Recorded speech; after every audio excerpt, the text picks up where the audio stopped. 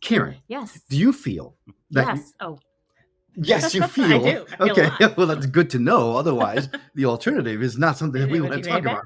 This is not that type I of show. am an empath. You are, but this is not that type of show. So the question is, do you feel that your life is aligned with the forces of the universe? I mean, all of my life. There's like some little bits that I sometimes think that might be aligned. Okay, well, what if I told you that you could actually find a way to align yourself to these forces so that you could be living in more love? I would love that. So all the bits would be aligned. All the bits, I and more, like that. but not just more love, but also more abundance, greater levels of health and well-being. Your soul's purpose would be completely revealed to you. Your talents and special attributes would emerge. Ooh. You'd be living a limitless experience of life and become highly effective at everything that you do. I mean, you had me at love.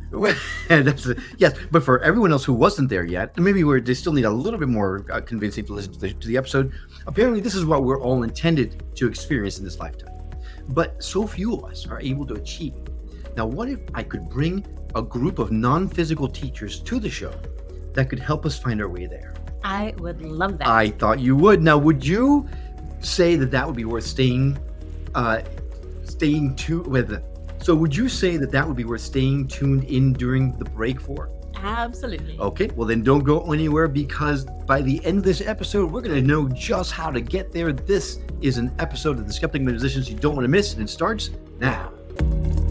My name is Will. And I'm Karen. And unlike Mulder and Scully, we both want to believe. So we've embarked on a journey of discovery. We've talked to people deeply entrenched in the spiritual and metaphysical world. We've thrown ourselves into weird and wonderful experiences. I even joined a coven of witches. And wait, you joined a coven? Yep, all in the interest of finding something. Anything. That will prove that there's something beyond this physical, three-dimensional world we all live in. This is the Skeptic Metaphysicians.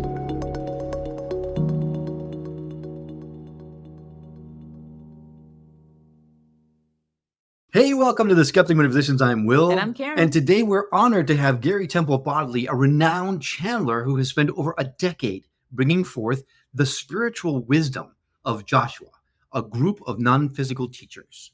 Now, through thousands of channeling sessions and his popular podcast, Joshua Live and the Law of Attraction, Gary has provided profound insights on topics like free will, manifesting, shifting perspective, physical densities, and the law of attraction. Now, he's helped people from around the world view their lives from a higher perspective. He's also the author of 4 books on spiritual understanding, including A Perception of Reality and A Radical Change in Your Approach to Life. His work has even been featured in a documentary titled The Teachings of Joshua. Ooh. Today, Gary's here to share his incredible journey, the wisdom he has gained through the 10 years of channeling Joshua, and how we can transform our life by realizing that we're truly the creators of our own reality. We're beyond excited to dive into the conversation, so welcome to the show. Gary, how are you doing today? Great, Will. Thanks so much, Karen. Thank you so much for having me. Well, we are thrilled to have you. Beyond thrilled. Beyond thrilled. See what I did there? I saw that, yes.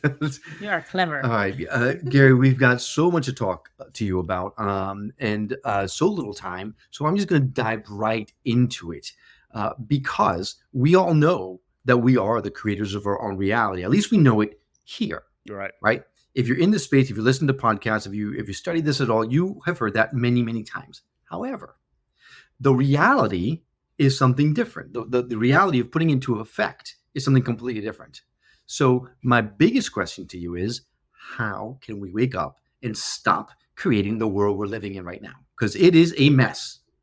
Well, first of all, your reality is awesome. Look at you two. Look at this show. Look at how much fun you're having. Your world is amazing. You know what? You're right. But the world outside that window is not so much. It is a little scary right now. It is a little Only if you pay attention to it. Only if you focus on That's true. But if you did not have social media, TV, radio, whatever, you lived in your little town in Virginia with your friends and your family and your loved ones and didn't pay attention to that, you would not know because it does not affect you. Kind of. I mean, so it affects us in a certain way because, for example, we have a daughter who's 13 years old and her future is at stake, for lack of a better word. And if we act like ostriches, which put our faces in the ground and just don't pay attention to what else is going. La la la la la. I'm not listening. I'm not sure how that's going to help her. Or are you saying that perhaps there's a way around it?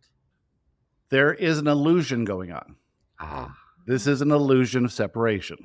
Okay, now we're getting to it. This is forgetting who you are. This is an adventure that you came into. Mm-hmm. You don't know anything. You don't know anything. You have a set of beliefs. You want certain things based in that set of beliefs. But if those beliefs were different, you'd want different things. Mm-hmm. So adjusting your beliefs from limiting to empowering will shift your perspective of yourself in your reality. If you are focused on what's going outside of you in an attempt to control that so that you feel better, it's never going to work because you can't control any of that. If you're projecting something into the future, you don't know what's going to happen. You couldn't have imagined what would happen in the last 5 years of all kinds of different things. You couldn't have imagined COVID happening. You couldn't have imagined a million different things happening. Mm-hmm. But do they really affect you? And what is your basis for wanting things to be a certain way? It's this not knowing. We all would feel better if we knew, but empirically, there's no way to know anything. For instance, you think you know your birth date. That's just a belief. You have some evidence for it. You have a birth certificate. You've got your parents saying that was the date.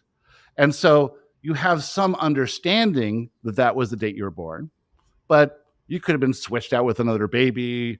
They could have had some scandal going on. You never know, right? And people find us all the time. Good God, Gary. Right? Well, a baby switching. This idea that we know something is just really, we have beliefs about things, and we have certain amount of evidence for certain beliefs, and we have no evidence for other beliefs. But in general, our lives are the sum total of our beliefs. That's our mental construct. That mental construct then begets a perspective, a general perspective in every area of your life. And that perspective is translated into a vibration. That vibration then creates the reality. So if you can shift that perspective higher, by definition, you raise your vibration and you attract a different reality. Essentially, there's two default perceptions of reality. The one we're all born with, which is the victim, meaning we believe that outside conditions and people can make us feel something. That's the fear-based mentality that we all grew up with. We feel something, and it seems like that event caused us to feel something. But what really caused us to feel something was a belief. And without that belief, we could not feel anything. And so this process then of ascension is adjusting those beliefs from limiting to empowering. The other possible belief system is that you're the creator of your reality, and that how you interpret the outside reality is indicative of how you feel. So the reality is what it is. It's created by your unique perception of it, your unique belief system. Everyone's different. And you can choose to see that reality from a limited perspective, perceiving yourself as a victim in that circumstance, or from a higher perspective, perceiving yourself as a creator in that circumstance. If you perceive that you're a victim, you're going to feel negative emotion. That's the simple, basic form of guidance. You've heard that many times before. Your emotions are simply guidance. The negative emotion indicates that you're perceiving reality inaccurately. Okay, so I have a question about that. Excellent. About Just one?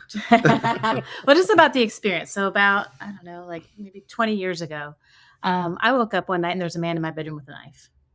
And I got away. But there was stuff to tie me up and all of this. So I had never feared that. I never really even thought about that. But it scared the hell out of me.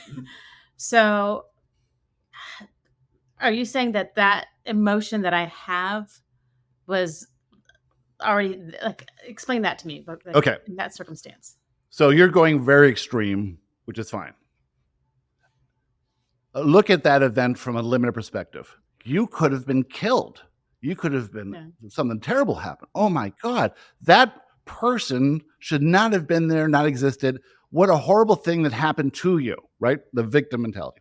Mm-hmm. From 20 years later, you look at it and go, you know what? That incident shaped my life from then on.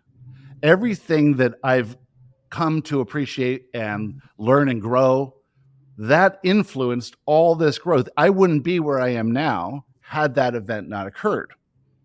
I understood that I was able to survive it, that I moved on from it, that I got to reconcile it, and that I'm at a so much more evolved place now because of it.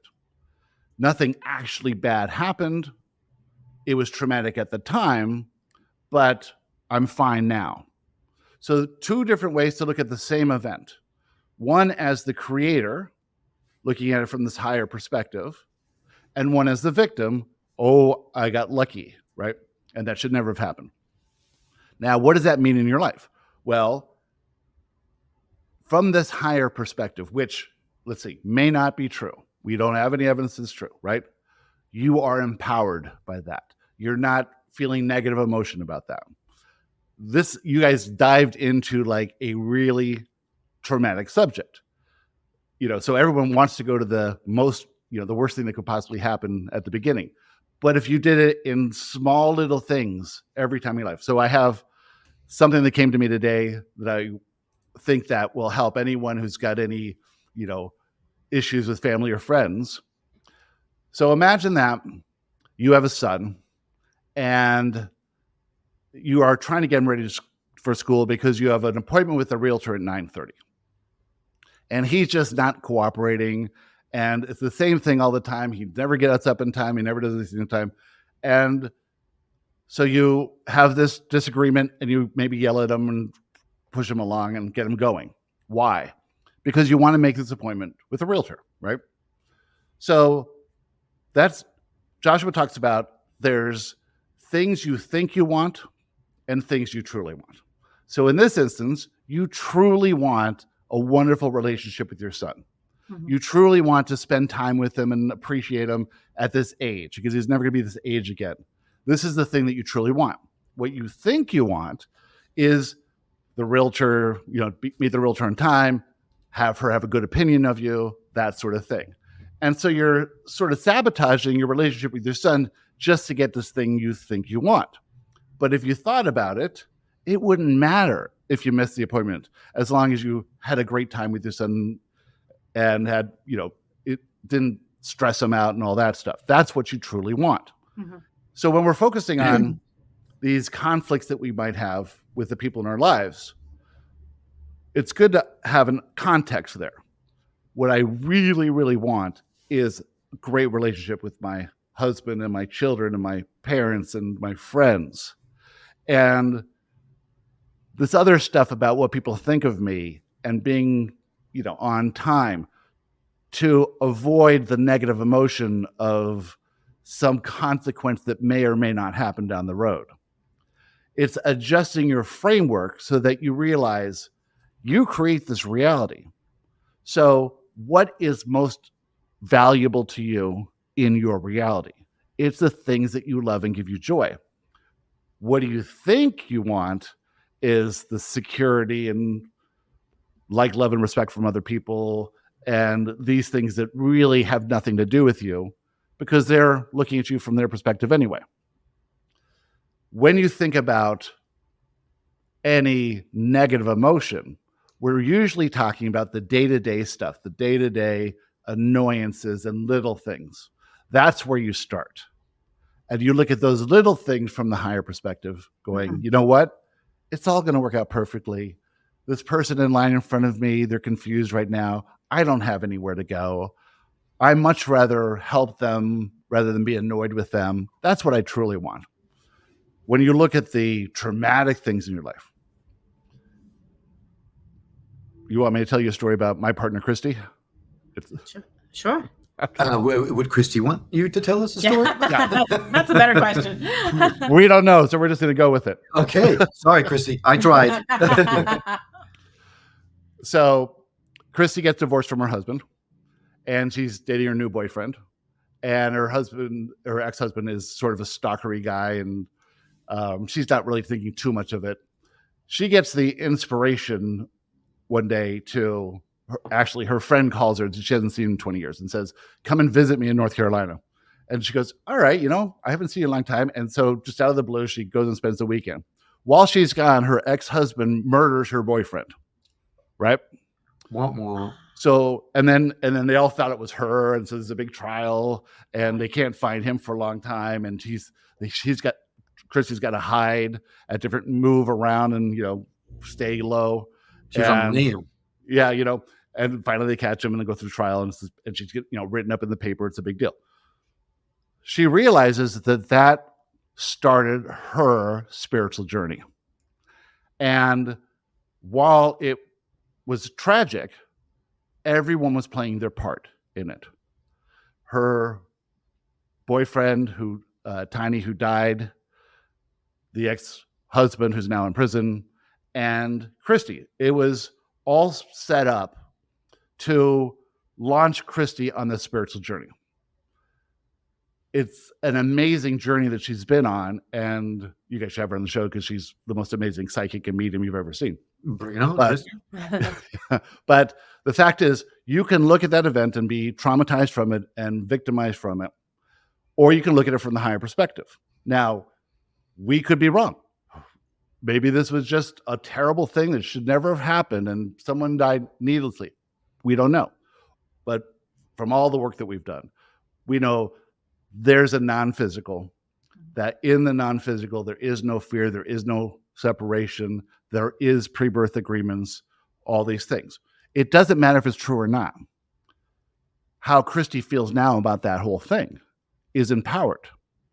How someone might feel about something similar would be victimized. So it's really a choice, right? She made a choice to make it mean something to her versus victimize her, right? Is what you're saying? What we get told over and over and over again by Joshua, Abraham, everything is working out for you. Nothing is ever happening to you. It's all working out for you. It's all happening for your benefit. Everyone goes to the most extreme things, and that is this, we are living in polarity, right? We are experiencing polarity. White, black, light, dark, good, bad. Well, we can't say good, bad. What I'm trying to say is there's a range and everything exists within it. Ice cream, no ice cream. But we're existing in duality, that this part of that range is good, but that part is bad. And if we can realize we need, like Abraham says, the entire buffet so that everyone can have the experiences that they came for. Right. So everything happens for a reason. And everything happens for you. Literally for you. Yeah. Everything happens for you. And we've heard that before. And again, it's one of those things where up here, I got it, Gary. I totally get it. However, here is a totally different story. I'm trying to get it. Karen, do you get it? Does it resonate with you more?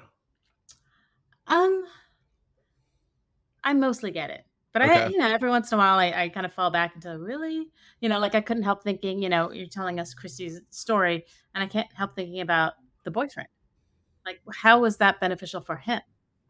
But then I'm like, well, maybe it was his time to just get out of here and be one with the collective consciousness. Sometimes I have to like talk myself back into getting it. Right. And that is vulnerability, because to have a belief like that, where it's okay that someone transitioned to the non-physical is not a bad place. It's a wonderful place. He's ready. It's the timing. That opens you up to no control over your death, for instance, right? Mm-hmm. And so you ever notice that when anyone dies, everyone asks, how do you die? so that you can control. You don't want to die that way, right? That's the reason. I hadn't thought of it that way, but you're right, actually. Yeah, When you right. die, oh no, I'm never shark diving again. That's it. We have a joke that says, when we die, we want it to be like, oh, okay, that makes sense. Well, wait a second. No, because people know me too much. No, no. I want to die screeching into like whole plate or something. Something completely different. Well, he did what? Awesome. All right. So then the question though is, because I do get it here and I want to get it here. So how does someone like me, who is very firmly entrenched in the 3D world and gets up every day, goes to work, and buys into the whole I gotta do this for my family or do this for me, or right, all the responsibilities and all that kind of stuff. How do I say it's all good when I break my ankle in Europe, for example? Right. Okay. First of all, you're not really fully in 3D. You're probably, in the top 2%, right? You couldn't be doing you couldn't be doing it. So you're up there. Your perspective is very high already. Okay. When some event happens, Joshua calls it a manifestation event. The manifestation event comes because you're not aware of a limiting belief. There's a limiting belief in place that is preventing you from acting on inspiration. Your inner self is sending you inspiration all the time. But this belief causes you to either knock away that belief before it even consciously gets to you, or as soon as you hear the inspiration, you're like, I can't do that, or that's impossible, right? It's that belief. That belief ignites in fear whenever you have this inspiration. So in order for your inner self to get you to take some action on this inspiration, first it has to put you in a situation where you can discover this limiting belief. Once you discover and aware of this limiting belief, you can prove it's not true. For instance, I have a friend who will not fly. He will not go on an airplane. He believes that it's dangerous. But we know it's not. We have evidence to show us how self it is. So we use this evidence for ourselves to go on that crazy tin can in the sky and land somewhere else. Right. It's called the laws of physics. Right. So we're able to push past the fear to act on our inspiration to fly to Paris. He will never fly to Paris because he can't push past the fear. His belief that plane travel is dangerous prevents him from ever buying a ticket. Now, if he just sat down with the evidence and pored over it and proved to himself that that belief was not true, the next time he's inspired to go on a plane, he might be able to push past that fear. Sure, it's going to be a lot of fear, but now he's worked on that limiting belief. He's got all this evidence. Well, you can do that with any limiting belief because all limiting beliefs are false. And I think you don't even realize your limiting belief. I think that you feel deep down inside like you don't deserve a break, a vacation. Went to Hawaii, first day in, you got COVID. Go to Europe, first day in, you break your ankle. So anyway, Hey, Karen, you hit the nail on the head on that one too. And that COVID and the broken ankle are these manifestation events showing you that you have this, this is not responsible feeling, right? I shouldn't be taking this time off. I have to cover the bills and pay for these things. It's not that you don't deserve it. It's that it's irresponsible. You're not doing the manly thing by taking care of the family. And that's your number one, identification. Yes. Right. right. Right. Yeah. You believe that Karen loves you because you take care of everything.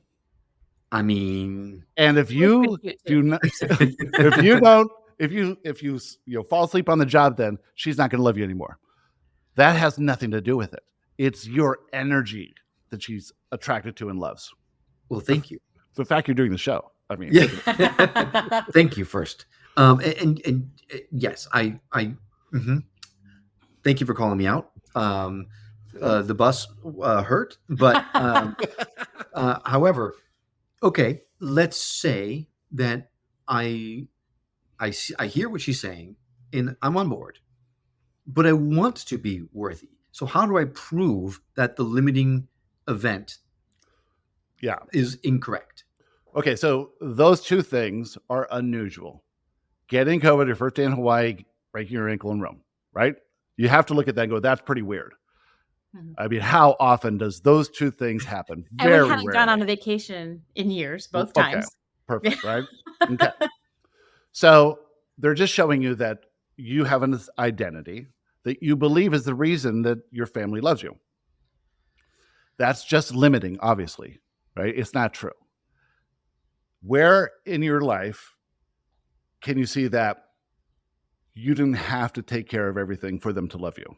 Like, was there a point where you couldn't do anything and they still loved you? Or you look at something in your life, where has it been in my life where I wasn't able to take care of everything, but they still love me anyway? Or I wasn't able to do this thing I want to do, but they still love me anyway?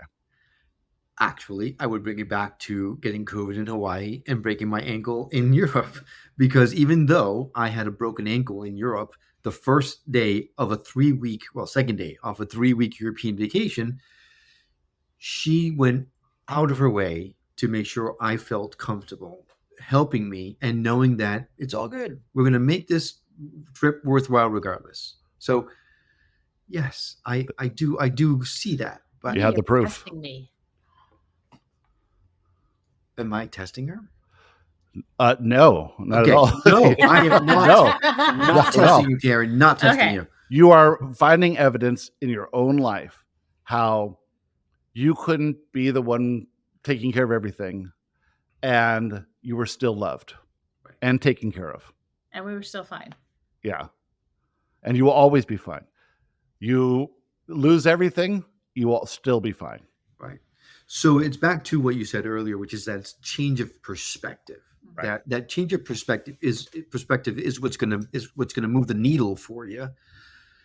And that's what this is all about. Right? It's about listening to Joshua. It's about listening to these types of shows. It's about doing your meditations. It's about reading the books and living the spiritual life, knowing that there's more to it than this 3-dimensional world we're living in. It's Oh, about there's making a so choice. much. Yeah.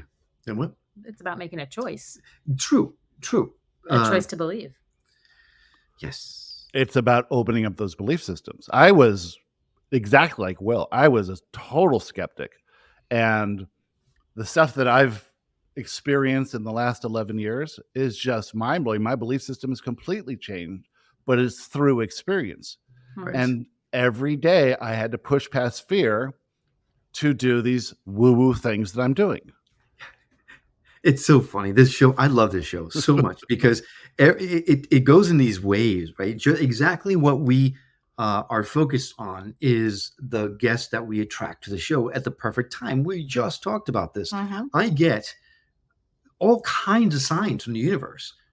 Karen, on a previous show, talked about how I like to say that the universe starts with a whisper and ends with a 2x4 to the head. I've Or gotten to that the ankle. or that 2x4. I am sick of getting it over the head or the ankle because it continues to do it, and yet we get guest after guest saying the same things that you're saying to me about, or to us, to the audience, to all of us. But that you have to listen to it. Like you have to look at it and even take the step, because you can internalize it. And you can say, "Oh yeah, I know this," and I can intellectualize everything and explain everything away. But if you don't live it, that's the rub, right? Here's the thing: I'm intellectual, you're intellectual. Men tend to be intellectual. It is an intellectual start. You got an ego voice going on saying, "Oh yeah, don't be weird. What are you doing? No one's going to read this book. No one's going to listen to your podcast. Why are you wasting this time?" And you have to, that ego is there for a purpose. It keeps you alive, right? And it's going to try and keep you safe. And you're going to have fear with every inspired idea. That's just what happens. You have it's going to trigger some limiting belief. You can't get rid of your limiting beliefs. You can only soften them so that they're not limiting. But to have the experience is where you get the information. Abraham's famous words: words don't teach, experience teaches. We're having this conversation. People are listening passively. They're learning. They're getting some concepts. And then they're going to have an experience. And that experience is going to cement what they've heard here in other places, right? And then they're going to be inspired to do something they would never do before. And they're going to have fear. And that's when they stop. I'm not going to go to this retreat. I'm going to take this course. I'm going to, talk to my friends about this. This is one of the scary things in this community. Spirituality is we're sort of all in this alone. The rarity of a couple that's on the same page is unbelievable, But more often than not, you have friends out there who are secretly listening to this stuff, but not wanting to talk it in case they sound weird to their friends. But everyone knows somebody. And when you start opening up to your friends about the little things, even meditation, or affirmations or little things like that, you can find this community. And that's what helps, is really to have that friendship and community. And probably all your listeners join this community, that sort of thing. Yep. And I think it's easy, you're talking about you have these conversations and you have an experience, and then from that experience you go on. I think, unfortunately, it's so easy and so much more, I guess, common for people to try to explain that experience away as a coincidence. Oh, that was just because of this, or that was, and not to really just accept that maybe it was a miracle. Maybe, Yeah. That is such a good point, because this is what we all do. Something which we call unimaginable happens. And the instinct is to explain it away because that keeps you safe. Mm-hmm. Yes. It can't be woo-woo. Woo-woo can't really be true. Yes. Christy and I started a new podcast called An Unimaginable Life. And this is just amazing. We started this like in December, and we're doing 1 or 2 a month. And then we started, she was doing these medium readings. She's unbelievable. And there's spiritual medium readings where the person's relatives, dead relatives, will come in only to introduce them to their spirit guides. So generally someone will have 3 spirit guides, and the spirit guides will give this amazing information about how to move forward in their lives. There's really 2 types. There's the ethereal spirit guide, that's a god or an angel or something that's familiar. They have names and you can look them up and Google them. Mm-hmm. And then there'll be a person, a human, someone who was a human before as a spirit guide. And I found these fascinating because they would really relate, and there'd be these interesting people you never heard of before. Mm-hmm. So we started in our podcast doing Dead Talk. And Dead Talk is, we have cue cards and we have 4 categories, because she'll bring them in and there'll be thousands of famous people who've transitioned who want to come and talk. And so we have categories, male or female. So we say, okay, this one's male. All of the women are gone. Mm-hmm. Lived in the 1900s. So anyone before is gone. Was a philosopher, right? And then was born in Europe. So then we get this French philosopher that we never heard of before, who's telling us all this amazing stuff from their perspective about how we're living our lives now, what's really happening and what was happening in history, and how past lives work and all this stuff. So this idea of this unimaginable life, you can imagine a future, an ideal that you want to live. And so that's just a box that someone else has done before. If it's imaginable, someone else has done it before, you want some variation of that. The mansion, the boat, the yacht, the whatever it is, right? Mm-hmm. What Joshua and Christy Channel's White Light are telling us is what you want is unimaginable. And you can't imagine it, right? The only way you get there is by shifting your perspective higher and higher and higher. And then experiences happen, just like you said, that now you see that and you go, oh, that happened because I'm having an unimaginable experience. Because I've gone on this ascension journey, seeing myself from a higher perspective. The first indication of that is seeing the numbers line up. Right. The second indication of that is being aware, oh, COVID on this trip, broken ankle on this trip, right? Third one is, oh, limiting beliefs. That belief is not true. I didn't even realize I had that. But now that I think of it, I can prove that that's not true, just like the airplane. And then you see yourself now as the creator. So now any judgment, you're looking, okay, well, I'm choosing a side. Why? Because I have some fear. And I think that by choosing to say Republican or Democrat, right? I think that somehow I'm going to protect myself if this party wins. And it's all, oh, there's a fear there that if I'm the creator, then it's a reflection of my vibration. So my vibration is the only thing I care about. And that vibration is all perspective in every area of your life.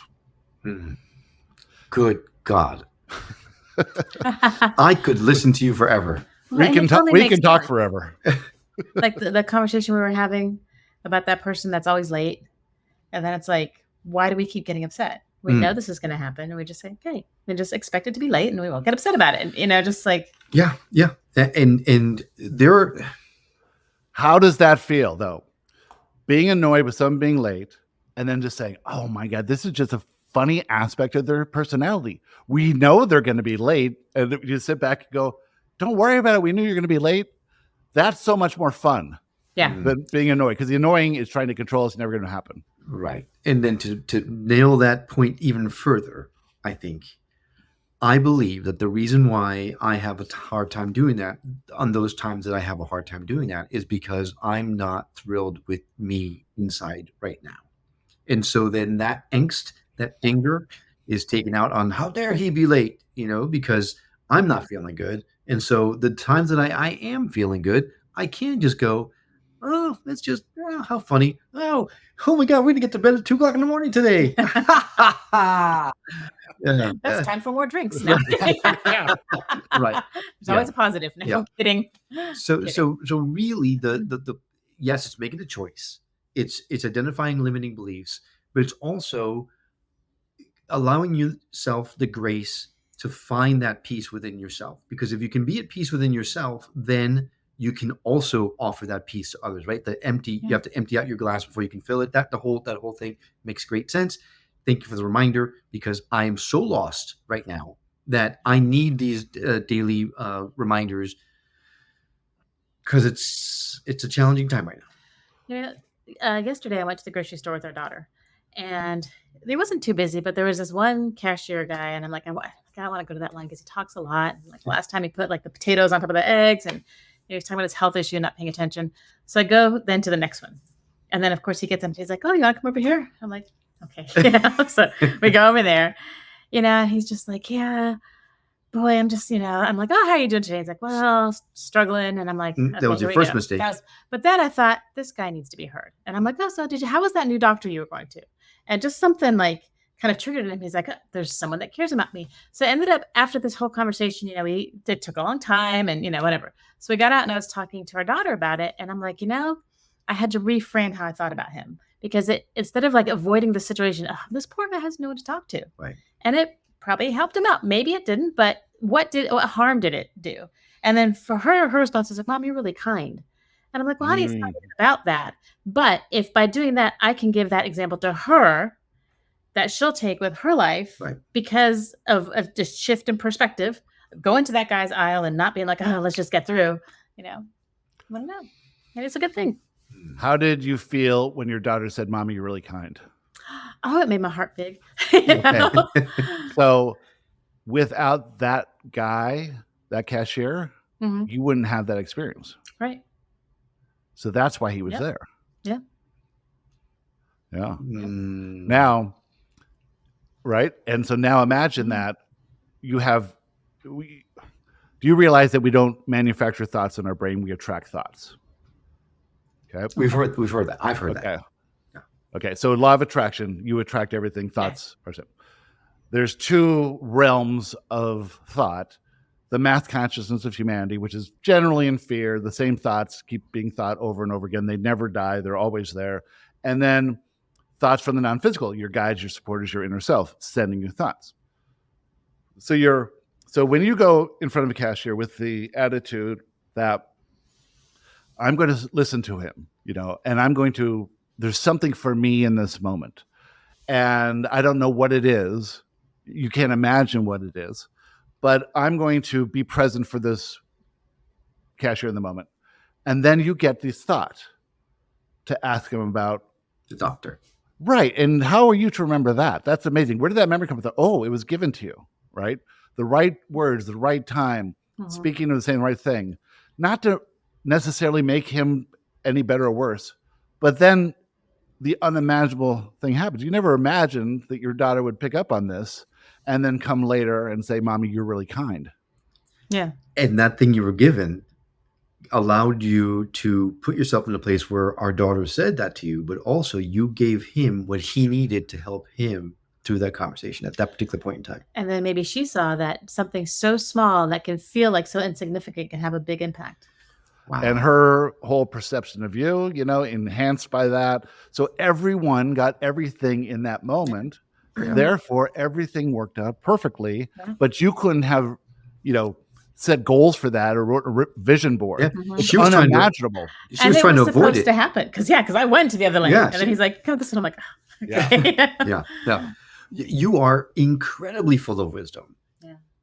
But I can just hear our audience yelling at No, us. it's me that you hear. I'm hearing The first Karen question yelling was at me. not the first question that I wanted to know. Okay, what is the first question you want?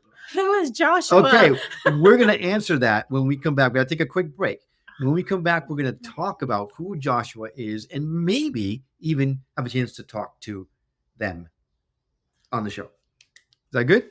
Absolutely. Here we go. Stand by. We'll be right back right after these breaks.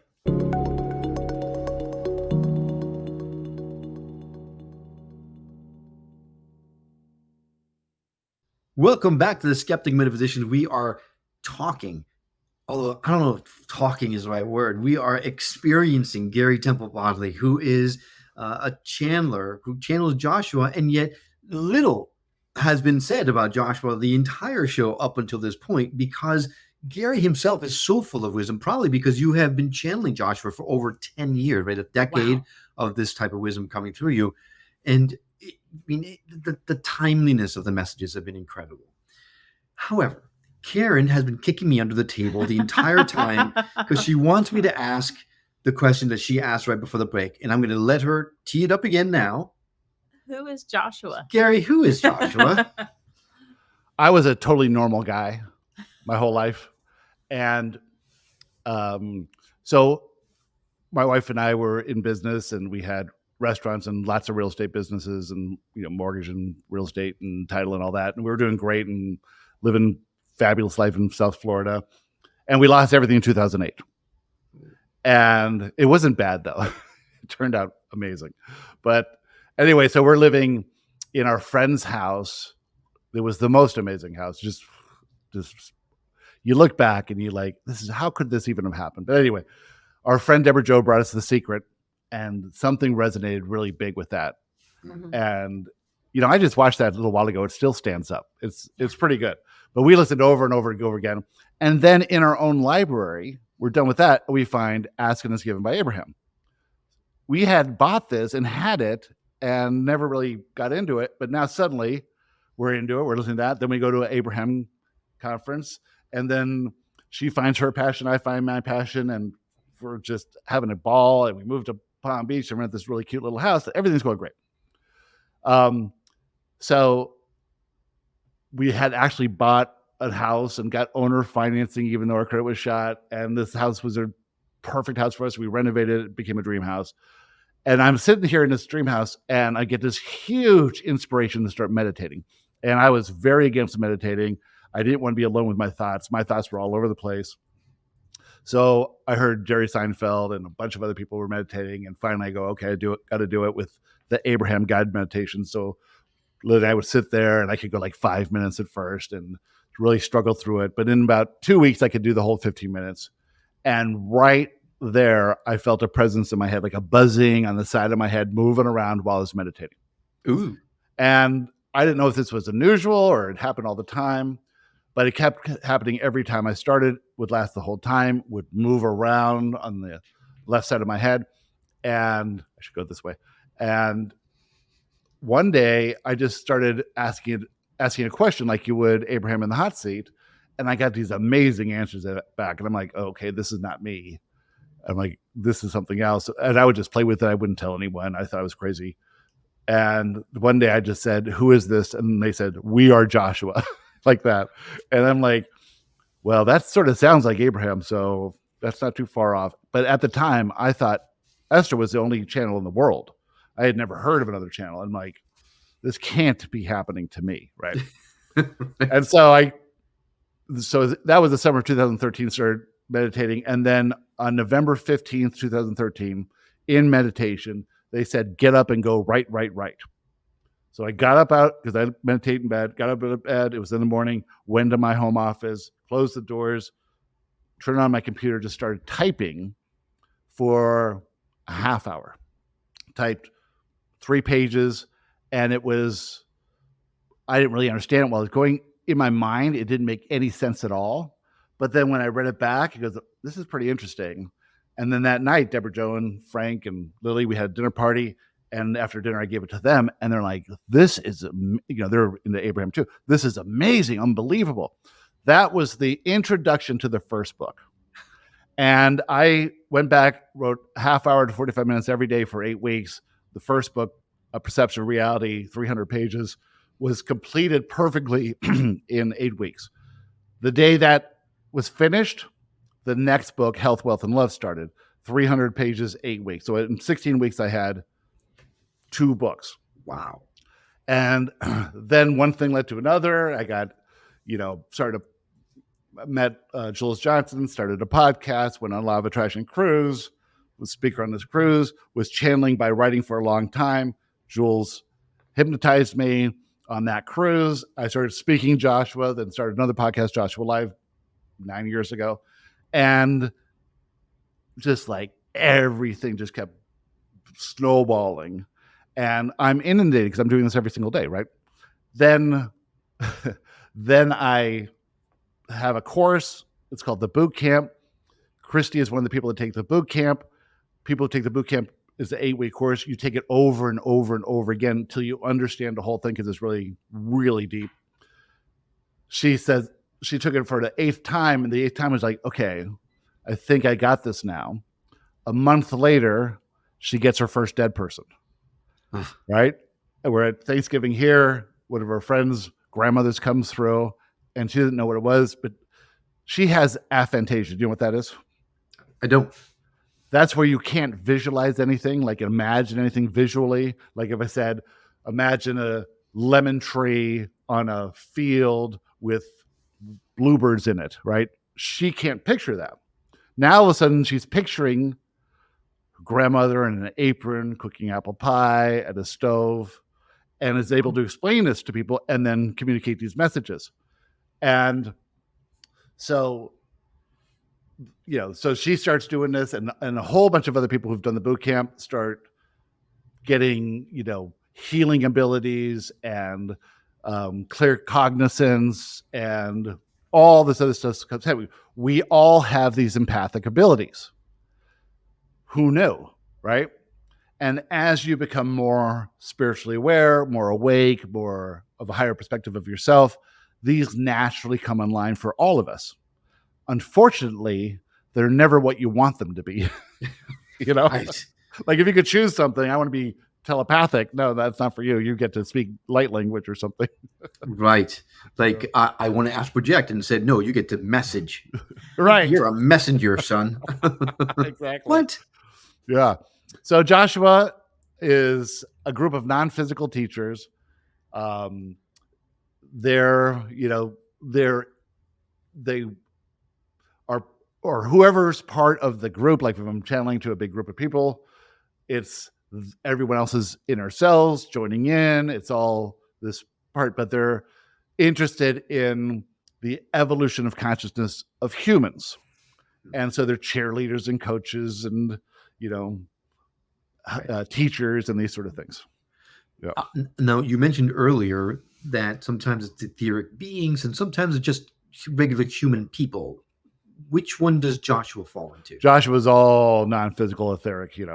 Yeah. These are all talking from a point of no.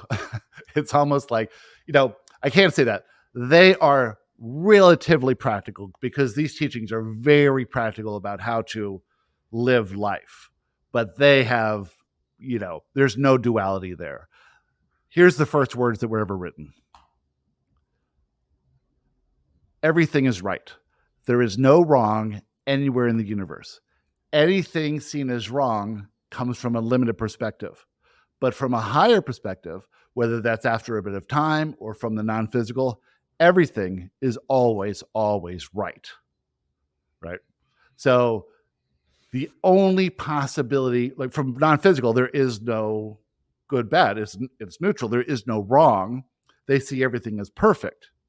And that's the perspective of our inner selves. That's their perspective.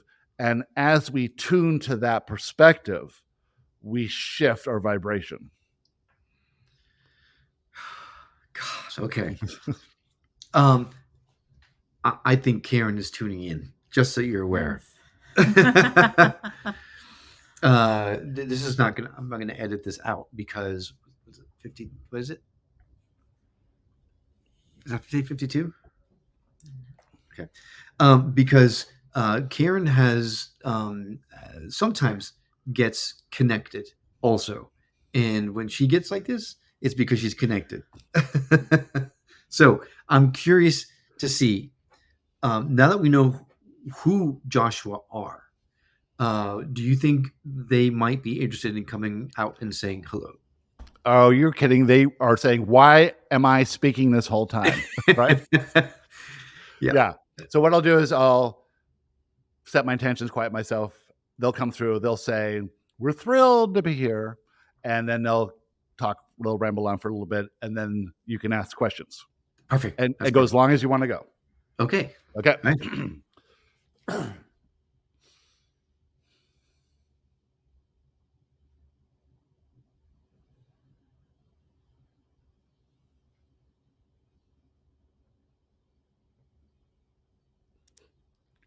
We're thrilled to be here. What we'd like to say is that you might think you're a skeptic. You might think you're not a little woo-woo, but you're at one of the highest perspectives of humans on Earth. You don't really realize this yet. You don't realize the impact of your role as broadcasters, of bringing on guests and sharing this information. The ripple effect of what you're doing is beyond anything you could possibly imagine. You are surrounded by infinite love, loved ones, guides, supporters. You are a dyad, and you have come together at this time specifically to spread these ideas that were not readily available, not easily transmissible prior to this time. You've used your inspiration, this technology, your passion, interest to do what gives you joy. And this is the key to everything: to spread joy by doing it your way, whatever you want to do. You're not on a mission to change the world. You're not on a mission. You are curious. And this is your interest and passion. You are pursuing this because why not? Because you are worthy of this. This is your role. And we can't explain in words the impact that you're having on the mass consciousness of the planet. And with that, we'd like to talk to you about anything you'd like to talk about. Where'd you like to start? Karen, do you have a question? You go first. I'm really curious to hear what you got. Anyway, okay. We are too. Karen, what do you got? No, I just 100% believe and feel and agree with the spreading of the joy. I think joy is the miracle of life. I think it is a force of creation, and it's so important, so impactful. And we're little by little forgetting that, and we have to remember. We have to remember that. You have to understand the way that you're doing it too. It's so authentic. No one has any doubt that you're interested, that you're learning, that you're trying, that you are seeking joy, that you're immersed in the illusion like everyone else, that you're so relatable. There's no accident about this. You're on your journey simultaneous with everyone else's journey. and you're aiding the elevation of perspective of all your listeners and all your friends and all the people around you, everyone who looks at you, and you won't possibly understand the impact that you're having because that is a little bit beyond your belief system right now. But as you see yourself as this is who you are, this is why you came, this is your journey, this is your expedition. There is no one else who can do this the way that you're doing it. And every single thing you're doing is perfect, whether you agree with people, disagree with people, have an issue with this, an issue with that. This is what makes this transmission so effective. And how can we do it more? Better. Do one of these podcasts every single day of your life. But that wouldn't be fun. Do it whenever you're inspired to do it. Do it the way you want to do it. You are getting everything you want the way you're doing it now. You're getting everything you need. You're shifting your perspective with every episode, with every conversation. And the lives are changing of those who are listening to the show. They are attracting more. You're attracting more. There's nowhere you need to go. This doesn't have to be anything more than this is to have the impact. The key here is if you have an ideal and you say, I think it would be great to have this. I think it'd be good to get to this benchmark or to have this kind of income or to do this. That's from your human physical perspective where you are now. Imagine who you will be in 5 years. Remember who you were 5 years ago. The journey to get where you are now, to go from skeptic to believer. Imagine where you'll be in 5 years. In 5 years from that perspective, you can't even possibly imagine what you'll want from there. Let this move and flow exactly as it appeals to you. Keep that interest and curiosity, but there's no agenda. There's no fixing of any problem. There's no needing to be anything different than you are. To understand that the two of you together in this completely authentic arrangement cannot be done by anyone else. You've done it perfectly. Every decision you've ever made was perfectly made to lead you to where you are now. Trust everything that you want to do in the future. And when you make a decision together, never look back and second guess that. It's great advice. Hmm. So then what I'm hearing you say, correct me if I'm wrong, Joshua, is that you have to let go. Let go of expectations, let go of, really expectations, right? Because we would never have expected to be where we are right now when we first started the show. So let it all come as it's supposed to be in perfect order. What we would say is that when you form an ideal in your imagination, it is based in the perspective of where you are now, which is limited compared to the perspective of where you will be. Essentially, you do not know what you truly want. Imagine that you're receiving inspiration all the time. Guests are showing up. Synchronicities are happening. Issues in your life correspond to what the guest has to say. How does this all happen? You couldn't have planned that. It all works out perfectly. Imagine that that's what's always going to happen. So when you hold an ideal out there, that ideal then becomes a point of focus. And it could cause you to say, we're doing well or not doing well. It could cause you to have some judgment. But if you let go of the outcome, if you let go of this meaning anything, then you're free to be authentically who you are and follow the true inspiration that's coming to you from your inner self, guides and supporters. So then, speaking of the guides and supporters, because really what we feel our guides and our supporters are the people who listen to the show, our community. What advice could you give someone other than what you have already given, which is to just trust that everything is in perfect order? But if someone wanted to deepen their spiritual practice or get closer to their own guides or expand their consciousness, what's the best way to move that forward as quickly as possible? This is a game of perspective.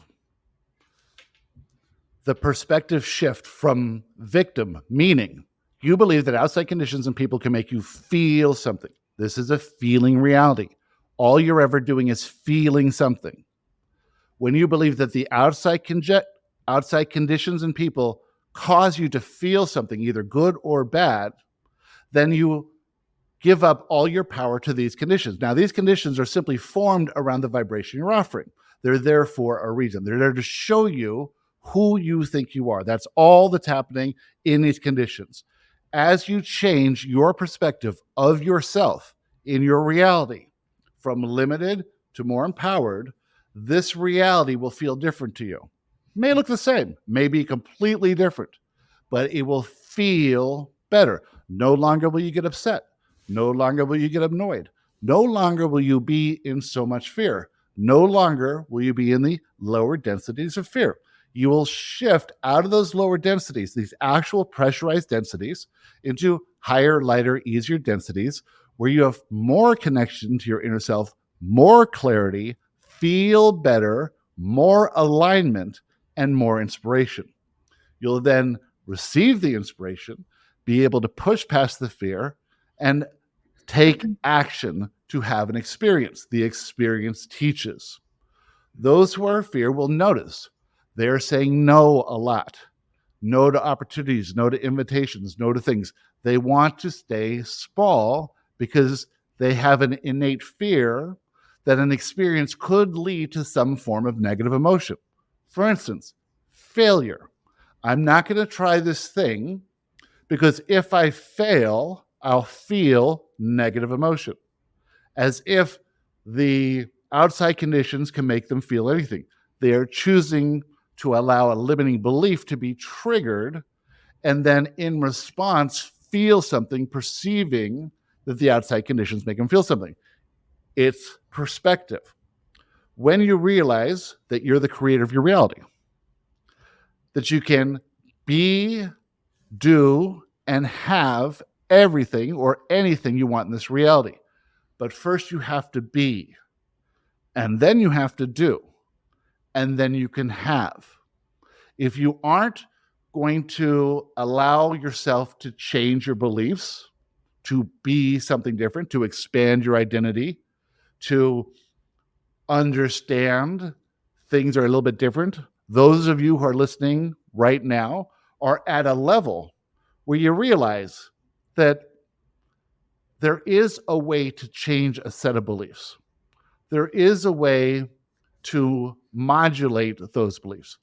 There is a way to see yourself from a slightly higher perspective today than you did yesterday.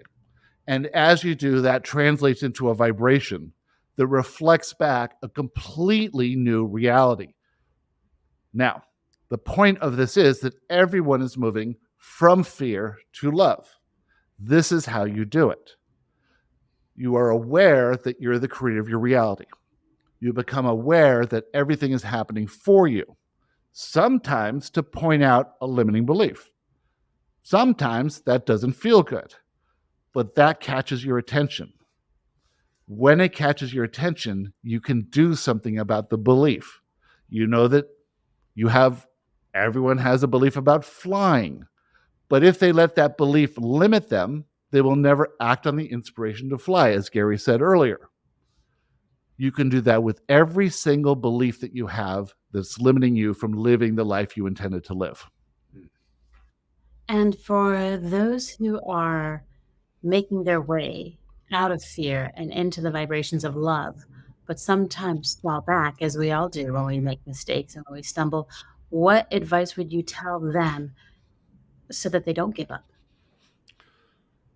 It doesn't matter if you do or not.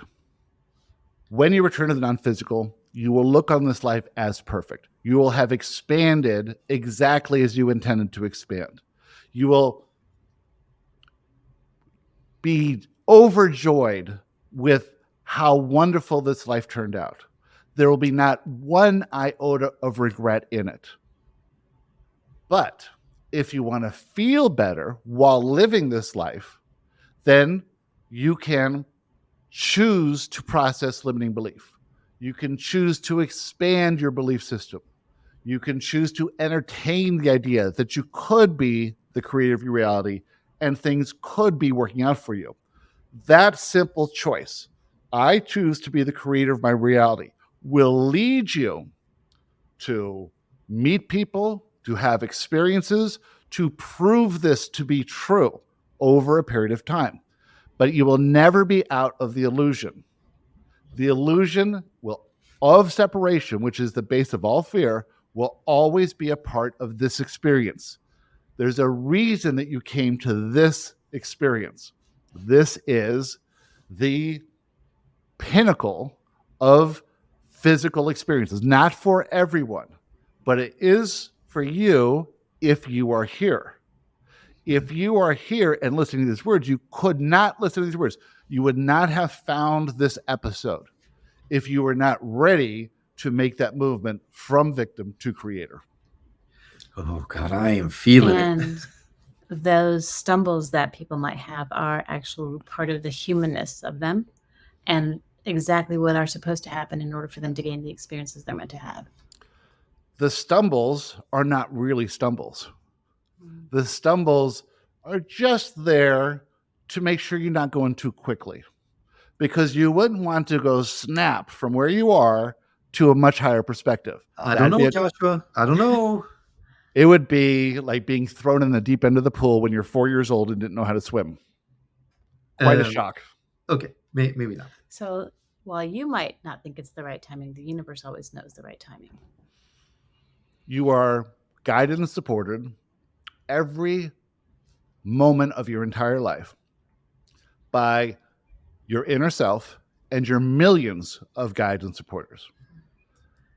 You can't imagine the love that's flowing to you all the time. You can't make a mistake. You can't get it wrong. You can live as boldly as you want to live or as small as you want to live. It's exactly the same. You can have as much fun and as much fear in the same life. A roller coaster ride of a life is an exciting life. It is great to be excited, and it's okay to be upset. But if you want to move towards more ease, joy, calm, you must move to seeing everything, especially yourself, from the highest possible perspective that you can believe in the moment. And that perspective will elevate over time. So then to bring it back to the physical world for a second, because this part of the audience has to find a way to that place too.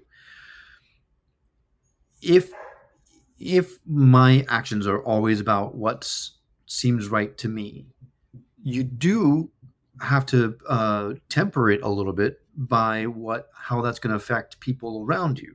So if my expressed needs or wants go in the opposite direction of what I feel is going to be in the best interest or may hurt someone's feelings, how do you grapple with that? You are the creator of your reality. Everyone else is the creator of their reality. You cannot create in their reality. They cannot create in your reality. You can influence them, they can influence you. But you must understand, there's far more going on than you can possibly imagine. For instance, you believe that you must do certain things for your daughter, and that if you don't do these certain things, there could be some adverse effect. But she's the creator of her reality, and there are no mistakes. She is getting everything that she needs from you, and if you were to say something or do something that she got upset by, she would know that that's a manifestation event pointing out a limiting belief. Now, is she aware of it yet? Possibly not. But could she really be in your family if she didn't want to learn these things and grow up in this new approach to life? You cannot do anything to anyone else unless they are benefited by the experience. Hmm. How they perceive it is based in their belief system, and you have no control over that belief system. Their perspective is unique. You have no idea how they perceive whatever event that you are connected to. You may be inspired to say something, and they may take it a completely different way because they have a different belief system. They interpreted what you said from their unique perception of reality, and this triggered a limiting belief. You may not have been aware of it. You certainly didn't do it on purpose, but you can't tiptoe around making sure that no one gets their own manifestation event. You see, the manifestation event comes to point out the limiting belief. If you feel negative emotion after any event, it's simply there to show you have a belief that is not true, that could be addressed to enhance the life that you want to live. Most people are unaware of these events and they blame them on the outside conditions. But if you're the creator of your reality, you'll start to notice anytime anything happens where you feel negative emotion, it's not the outside people, it's not the event, it's your limiting belief that was triggered. You very much want to know where you're limiting yourself through these beliefs. So then, continuing in the 3D world, if let's say I want to go on this retreat and it costs $2,200, for example, and right now, financially, we can't make that happen. You speak a lot about manifesting and creating your own reality. So, how can someone go about creating a reality in which I have the $2,200 so I can go on this retreat?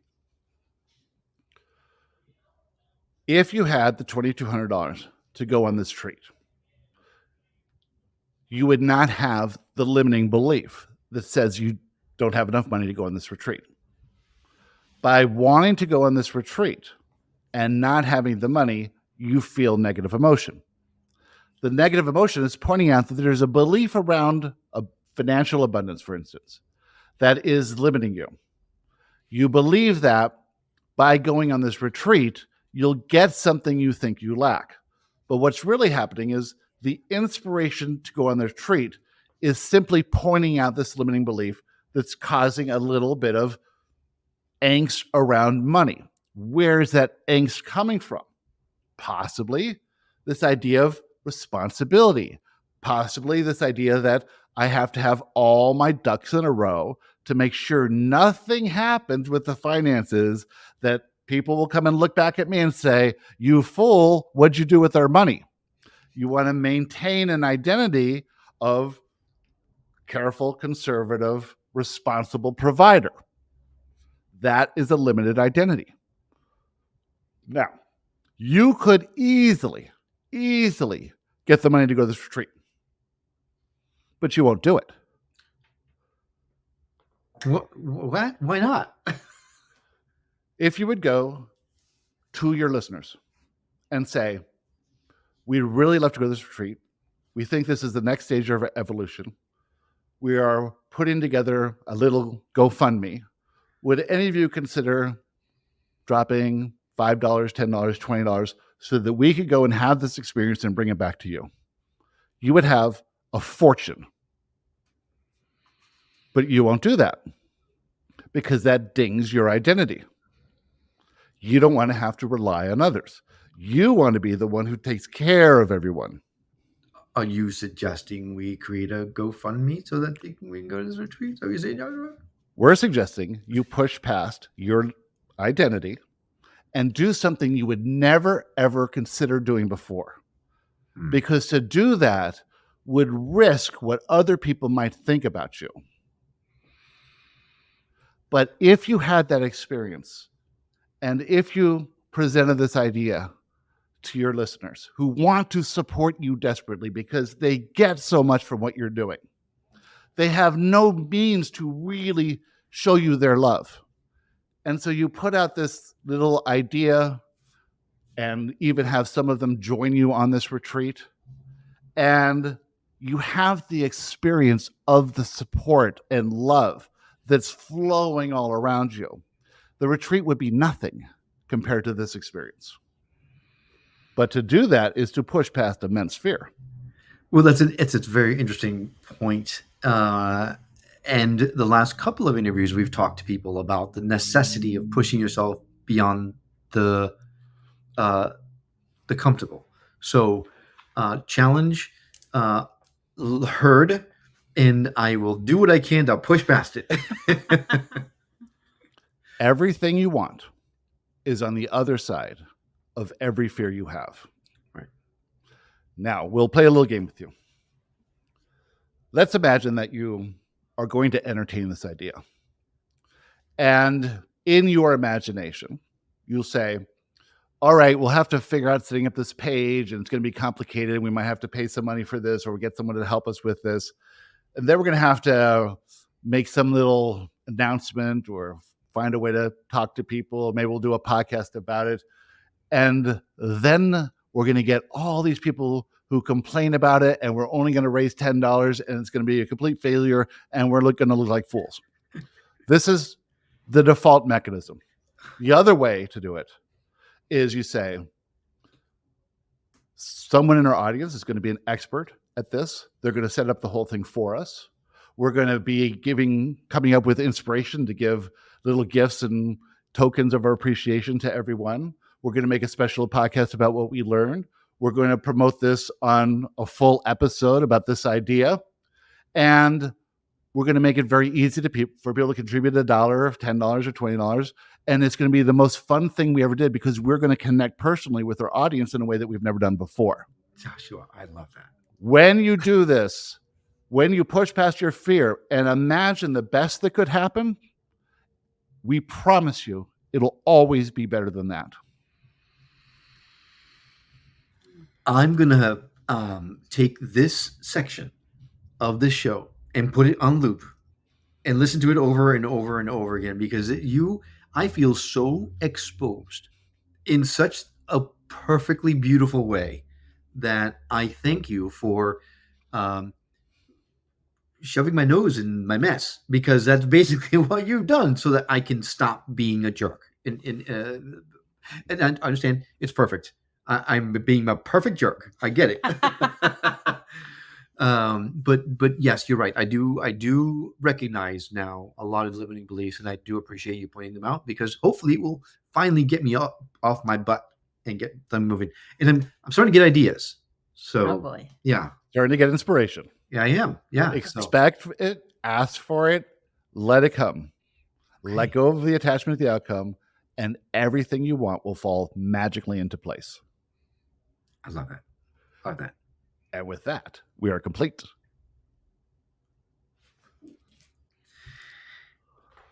I'm all sweaty now. So am I, for different reasons. No, you wanted to be exposed, right? Oh yeah, no, Because this you is are great. you're one of the most authentic person that I've had a conversation with. The Well, thank ease of this conversation is so evident in both of you. How often does this sort of thing happen before? It's like kismet almost. It's like so easy and effortless. Yeah. It's because of how authentic you are. I think honestly it's a two-way street. I think if both parties, if Karen and I and our guests are authentic with each other, and we allow that flow to come through, it's magical. And we have the majority of the times it's like that. It becomes magical. And those are the ones that our audience says, "Oh my God, I love this episode," right? Because you feel that energy. It's I went really- through a whole bunch of TikToks, and I'm like, this guy's good. This is amazing. Like every one of them was so interesting. I'm like waiting for the person that's like just selling themselves or something, right. And it was just amazing. You just had so many great guests. Yeah, we have had some great guests for sure. Yeah. So, I'm very fortunate. on that note, we've gone for a very long time. We're definitely going to be splitting this into 2 parts. So Great. if you're still with us, thank you for listening in. But you've gotten as much out of this as we have, I'm sure, because this has been wonderful. It's fantastic. Gary, if someone wanted to reach out to you, to connect with you, to get your books, to speak with Joshua, what's the best way for someone to reach out? It's really start listening to Joshua live. If Joshua resonates with you, it all starts with there. From there, you can go to buy the books, do courses. We got a million things going on, retreats and all that stuff too. But that's how you start. You start with listening to that podcast. if you can understand it, if it makes sense to you, it's the leading edge of thought. So it doesn't resonate with everyone, but if it does, you'll start to understand it as you go along. All right. So we're going to add a direct link to Joshua Live, the podcast, in our show notes. So all you need to do is go to skepticmetaphysician.com, go to Gary's episode page. You'll see that link directly laid in there. So it's easy for you to connect.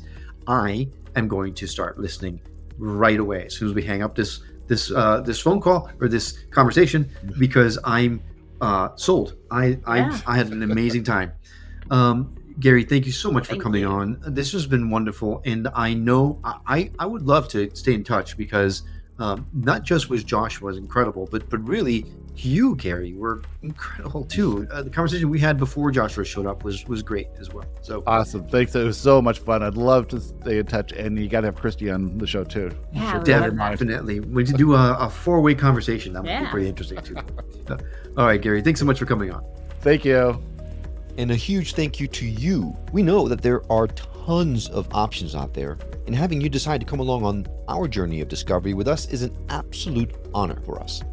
If you know someone who would benefit from hearing the message we're sharing on the show, do them and us a favor and share the show with them. It will help get the word out about us, and it might just change someone's life for the better. Well, that's all for now, but we'll see you on the next episode of The Skeptic Metaphysician. Until then, take care.